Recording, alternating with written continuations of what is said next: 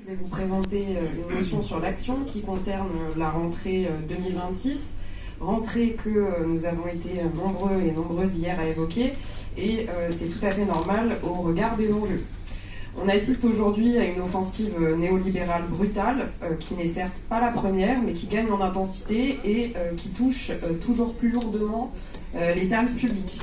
Ces attaques contre les services publics sont méthodiques et suivent un calendrier qui sait s'adapter et se saisir de toutes les opportunités pour imposer une cure d'austérité secteur par secteur, avec l'objectif politique clair de réduire les potentiels d'émergence d'une mobilisation de masse. Cette parcellisation des attaques qui a été évoquée hier rend difficile le fait de se coordonner et d'impulser.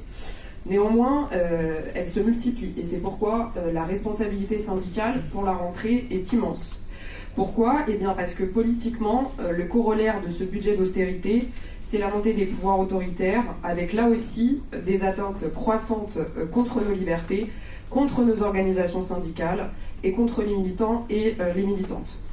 Bien que cela ne soit pas inéluctable et que nous pouvons encore agir à ce stade, il est clair que la montée de l'extrême droite se mesure concrètement partout, par le regain des organisations fascistes et néofascistes. Elle se voit aussi dans les médias, dans l'hémicycle, bien sûr, mais aussi à l'école, où elle tente d'interférer, notamment sur les programmes. Face à tout cela, et pour revenir sur l'action et sur notre motion, pour nous, le mot d'ordre est clair, pas de moyens, pas de rentrée.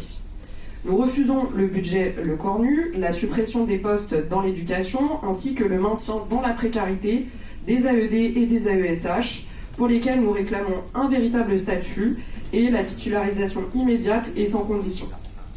Nous refusons toutes les réformes visant à démanteler l'éducation prioritaire et à détricoter les garanties statutaires des personnels avec la réforme du concours de recrutement.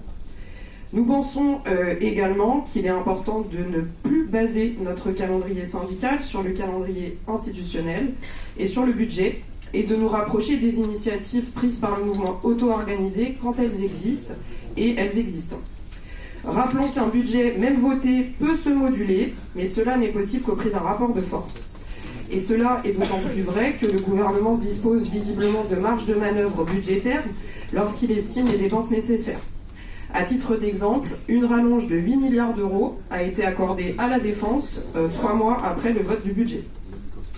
Par ailleurs, le refus de la militarisation de la société et de l'école est également un mot d'ordre qui nous semble incontournable aujourd'hui et dans la prochaine année. Nous ne le répéterons jamais assez, nous refusons de saigner les services publics pour financer la guerre. Concernant les perspectives concrètes, comme l'a dit hier la camarade de Côte d'Or, certaines écoles ont déjà déposé des préavis de grève pour la rentrée. Ces initiatives sont à soutenir et à notre sens, pour la rentrée, il faudrait encourager la tenue d'HIS sur ces questions partout et favoriser l'auto-organisation à la base. Mais il faudrait aussi que les directions syndicales impulsent des mots d'ordre clairs et se lancent dans des batailles que l'on peut gagner. Autrement dit, nous ne voulons pas d'une journée d'action sans lendemain en septembre.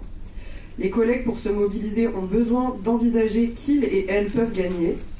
C'est cela qui nous semble être finalement la meilleure stratégie d'action pour lutter contre l'extrême droite aujourd'hui, permettre aux organisations syndicales de gauche d'emporter des victoires, et ce, le plus vite possible.